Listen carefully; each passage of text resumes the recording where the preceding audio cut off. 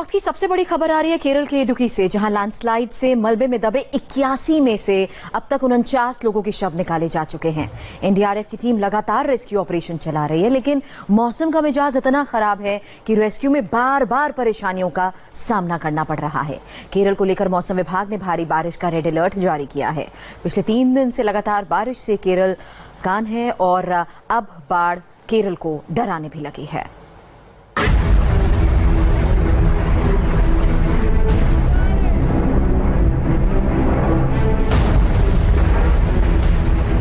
कुदरत के प्रकोप से केरल कांप रहा है। आसमान से गिरती मूसलाधार बारिश जिंदगी छीनने पर तुली है। जिधर नजर जाती है पानी का साम्राज्य कायम है। कहीं लैंडस्लाइड ने 81 लोगों की जिंदगी ली तो कहीं पूरा गांव ही जल समाधि में दिख रहा है। कल तक जहां घर थे अब मलबे में तब्दील हो गए। सिर्फ 2 साल पहले केरल पर बारिश ने कहर ढाया था और अब फिर से केरल बारिश और बाढ़ के आंसू रो रहा है। लगातार 3 दिनों की भारी बारिश से केरल में हाहाकार मचा हुआ है। इस वक्त हम मुनार से ठीक 20 किलोमीटर ऊपर मुनार की पहाड़ियों के हाईएस्ट पॉइंट पर है, जो लगभग 4400 फीट पर है। यहाँ पर रेस्क्यू ऑपरेशन अभी भी जारी है। आपको बता दें कि आज चौथा दिन है।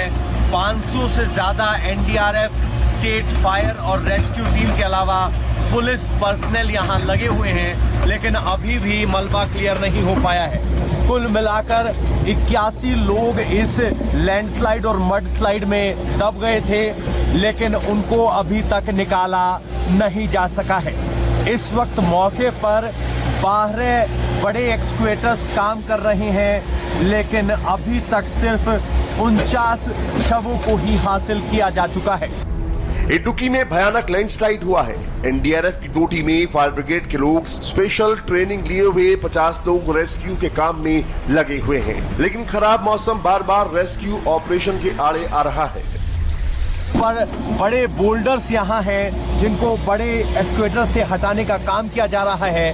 बाद में जो मड स्लाइड है उससे ये हासिल करने की कोशिश की जा रही है कि जो लोग दबे हैं या जो शव हैं उन्हें हासिल किया जा सके।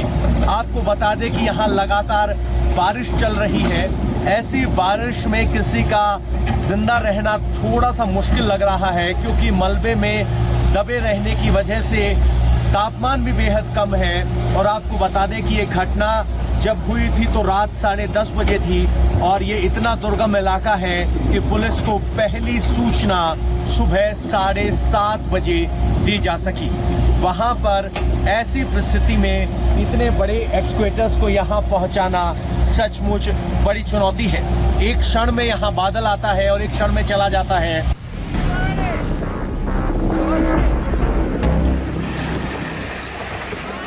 6 अगस्त की रात मुन्नार के राजमला में पहाड़ियां धंसने लगी थी, मिट्टी दरकने लगी। पानी, मिट्टी और पत्थर से मिला हुआ लाखों टन का सॉलिड मलबा आहिस्ता आहिस्ता ढलान की ओर बढ़ने लगा, जिसकी जद में राजमला के चाय बागान कर्मचारियों की 4 कॉलोनियां और एक चर्च आ गए। एनडीआरएफ की रेखा नामियार जी हमारे साथ है। मैम, यहाँ क्या सिचुएशन है? कितने शवों को बरामद किया जा चुका है और किस स्तर का ये रेस्क्यू ऑपरेशन है? आज चौथा दिन है रेस्क्यू ऑपरेशन का। अभी तक 49 बॉडीज रिकवर हुए हैं, जिनमें से लगभग 40 बॉडीज यहाँ पे पीछे जहाँ आपको दिख रहा है वहाँ से रिकवर हुआ है। एकदम बगल में एक नदी है, नदी में कुछ बॉडीज बह गए थे और कल 3 बॉडीज निकले, आज 6 बॉडीज निकले हैं। राजमला के पेटीमुड्डी में लैंडस्लाइड हुआ कैसे, इसे समझने के लिए इन 2 तस्वीरों को देखिए। एक तस्वीर हादसे के पहले की है, दूसरी हादसे के बाद की। और इसी जगह पर चाय बागान मजदूरों के 4 ब्लॉक्स थे, जहां वो परिवार सहित रहते थे। यहीं पर एक छोटा चर्च भी था। 6 अगस्त की रात भारी बारिश से पहाड़ों की अपनी पकड़ कमजोर हुई, जिसके बाद पत्थर, पहाड़ और पानी का मलबा ऊंचाई से नीचे की ओर मलबे की शक्ल में सरकता गया। पीछे आप जो देख रहे हैं ये इसी तरह का नाला है जो यहाँ से होकर गुजरता था। लेकिन जब ये घटना हुई तो बड़ी स्तर पर ऊपर बारिश हुई थी, या कह सकते हैं कि बादल फटा था, जिसकी वजह से सैलाब बहुत बड़े स्तर का आया। और वो सैलाब कुछ ऐसा आया कि इतने बड़े बोल्डर्स अपने साथ लेकर आया। आप समझिए इस तरह के बोल्डर्स को मूव करने के लिए कितने पानी की ज़रूरत होती होगी, क्योंकि ऊपर पहाड़ पर बादल फटा, पानी बहुत ज़्यादा था, अपने साथ मलबा बहाते हुए लाया। और जैसे ही आप देखेंगे यहाँ से एक सड़क गुजरती है और सड़क के यहाँ क्वार्टर्स थे, जो सामने झोपड़ी नुमा चीज़ देख रहे हैं आप, ये क्वार्टर्स हैं। यहाँ एक के बाद एक कतार में 4 क्वार्टर्स थे, जो यहाँ से बहकर जाते हुए वहाँ तक चले गए। लगभग 300 मीटर तक क्वार्टर फिसलते चले गए।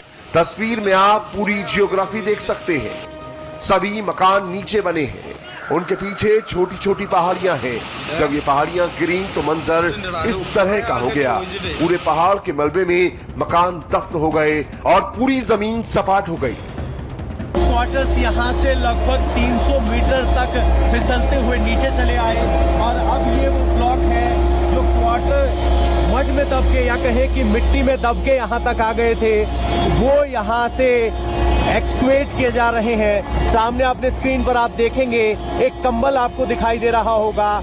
कुछ यहाँ अगर आप देखेंगे तो ये वो क्वार्टर्स की छत है, जिसके नीचे अभी भी शवों के दबे होने की आशंका है। और इसी आशंका की वजह से फिलहाल यहाँ पर एक्सक्वेशन किया जा रहा है, यानी बड़े स्तर पर मलबा फिसलते हुए नीचे आया और अपने साथ सभी क्वार्टर्स को बहा ले गया। एक के बाद एक कतार में 4 क्वार्टर्स की लाइन थी, जिनमें 81 मजदूर उस वक्त सो रहे थे। फ्लड आया और बहाते हुए ले गया। दूसरी ओर मौसम विज्ञान विभाग ने केरल के 6 जिलों के लिए रेड अलर्ट जारी किया है। कासरगोड, कन्नूर, वायनाड, कोझिकोड, मलप्पुरम और अलपुझा में 20 सेंटीमीटर से ज्यादा बारिश होने की चेतावनी जारी की गई है। मूसलाधार बारिश, भूस्खलनों और बांध के फाटक खुले जाने से नदियों में जलस्तर बढ़ गया है, जिसमें कोट्टायम और अलपुझा के निचले इलाकों में रह रहे लोगों के घरों में पानी घुस जाने से जनजीवन अस्त व्यस्त हो गया है। कोच्चि में बारिश से लोगों का हाल बेहाल है। अलपुझा में गांव, घर सब पानी में डूब गए हैं। तिरुवनंतपुरम में नदियां उफान पर हैं। कोट्टम शहर सैलाब में डूबा है। वायनाड में लैंडस्लाइड में घर तबाह हो गए हैं। यानी 2018 में सदी की सबसे भयावह बाढ़ के बाद हुई तबाही के बाद अब केरल को बारिश और बाढ़ ने फिर से अपनी चपेट में ले लिया है। केरल में हालात कितने बदतर हैं, इसका अंदाजा भारी संख्या में लोगों को सुरक्षित पहुंचाने के आंकड़े से आसानी से लगाया जा सकता है। वायनाड जिले में 4000 से ज्यादा लोगों को 81 कैंपों में पहुंचाया गया है। अलपुझा में 3000 से ज्यादा लोगों को रिलीफ कैंप्स में पहुंचाया गया है। कुटनाड में 12 कैंप्स खोले गए हैं। चंगानूर में करीब 1500 लोग 30 रिलीफ कैंपों में दिन गुजार रहे हैं। वायनाड के पारा पान्नारा में लैंडस्लाइड का खतरा मंडरा रहा है।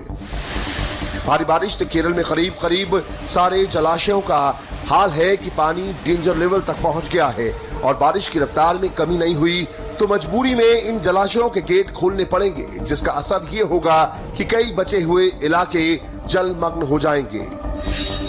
मालापुझा और वायलार जलाशयों के फाटक खोलने की तैयारी कर रहे हैं। मालापुझा जलाशय में जलस्तर 110.49 मीटर तक पहुंच गया है। 115.6 मीटर की क्षमता वाले मालापुझा जलाशय में जैसे ही पानी का स्तर 111 मीटर से ऊपर पहुंचेगा, फाटक खोलना जरूरी हो जाएगा। यही हाल वायला डैम का है। 203 मीटर की कैपेसिटी वाले इस जलाशय में जलस्तर 200 मीटर के पास पहुंच गया है, यानी वालायार का गेट भी खोलना पड़ेगा। अब सवाल यह है कि आखिर केरल में बार बार क्यों मच रही है प्राकृतिक तबाही? क्या इसकी वजह केवल बारिश ही है? इस सवाल का जवाब तलाशने के लिए हमें कारणों की तलाश करनी होगी।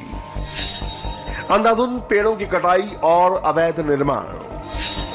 केरल में आई बाढ़ की बड़ी वजह भारी बारिश तो है ही, लेकिन भारी बारिश के कई दूसरे कारण भी हैं, जिसमें अंधाधुंध पेड़ों की कटाई और अवैध निर्माण शामिल हैं। केरल के 2 पहाड़ी जिले इडुक्की और वायनाड में इस बार फिर से बाढ़ आ गई है।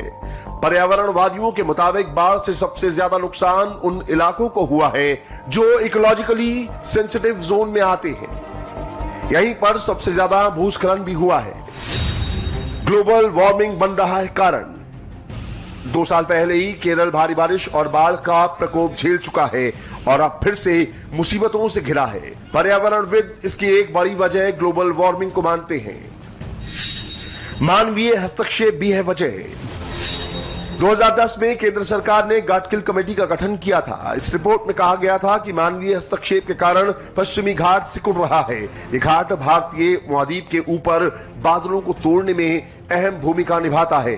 2010 में इस कमेटी ने अपनी रिपोर्ट में कहा था कि इन क्षेत्रों में निर्माण कार्य नहीं होना चाहिए, लेकिन फिर भी सरकारें इसके उलट काम कर रही हैं। भूस्खलन का कारण चेक डैम भी। बाढ़ आने का एक कारण चेक डैम भी है। केरल की सरकार के पास आज भी ऐसी कोई पुख्ता जानकारी नहीं है कि राज्य में कितने चेक डैम हैं। माना जा रहा है कि जिन क्षेत्रों में भूस्खलन हो रहा है उन क्षेत्रों की बातें करें तो वो ऐसी जगह हैं जहां निर्माण की इजाजत ना होते हुए भी चेक डैम बनाए गए या फिर इमारतें खड़ी की गई। नतीजा